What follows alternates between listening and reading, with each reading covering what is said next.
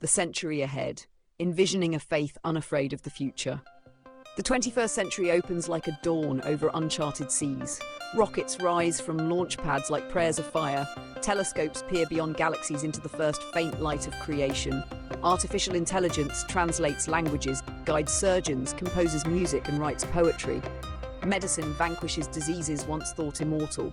Engineers dream of cities on Mars, green energy across deserts, and water drawn from barren air. And yet, amid such wonder, humanity carries questions of meaning, morality, and mortality. Questions as old as Eden.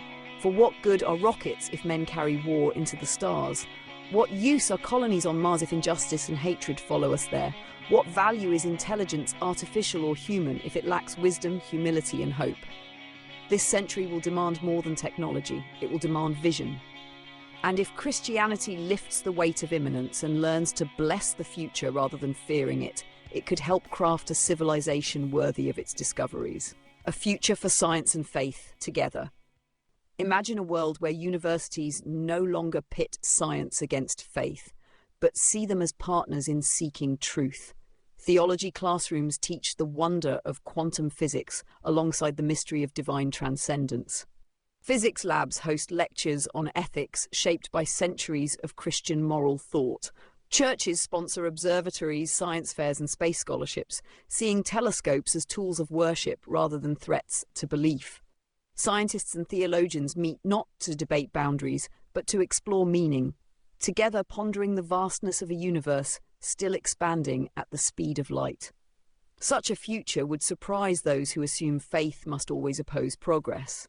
It would show that Christianity, freed from apocalyptic suspicion, could bless the scientific imagination rather than discouraging it. Spacefaring stewardship. Picture the first permanent settlement on Mars, not merely as a human achievement, but as a spiritual milestone. Chapels rise beside laboratories, hymns mingle with the hum of oxygen generators, ethical debates about terraforming, AI governance, and planetary mining unfold with voices shaped by Christian visions of stewardship and justice. Colonists read Genesis not as an excuse to exploit worlds, but as a call to care for them. Fill the earth and subdue it becomes tend and keep, a charge to cultivate rather than to conquer. The same faith, once accused of retreating from progress, now provides the moral compass for humanity's first steps beyond Earth. The arts of a cosmic imagination. In this envisioned century, art blossoms beside science. Composers write symphonies inspired by images from the James Webb Space Telescope.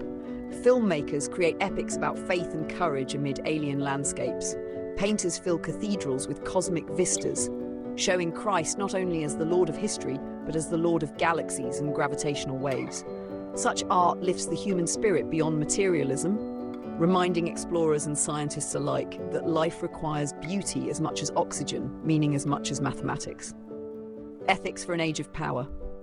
Technology will tempt humanity toward hubris, genetic engineering, artificial intelligence, planetary control. But Christianity at its best has always spoken of humility, justice, and the limits of power. In this future, Christian ethicists help guide laws on AI rights, genetic editing, and planetary colonization. Pastors preach sermons on humility before creation. Theologians write on the image of God amid machine learning and alien ecosystems. Faith shapes technology with wisdom. Worship beneath alien skies. One day, perhaps centuries from now, a congregation will gather on another world. Dust storms may swirl outside domes of steel and glass, yet inside, voices will rise in hymns not of fear but of wonder, thanking God for the stars, for the Christ who reigns over galaxies, for a gospel wide enough to embrace a universe billions of light years across. Such worship will carry no hint of the Albatross, no fear that exploration delays Christ's return, no suspicion that discovery threatens divine sovereignty. Faith will stand confident, joyful, unafraid, its hope as vast as the heavens themselves. The end without the ending. Christ may return tomorrow, or in 10,000 years. Faith need not know the timing to live faithfully.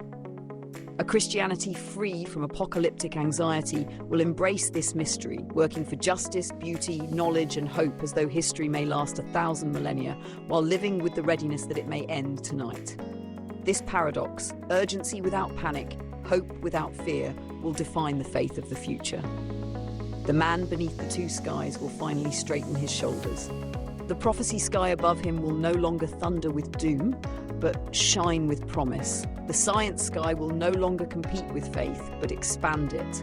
No longer racing against time, humanity will walk forward into history's next chapters with courage, humility, and hope.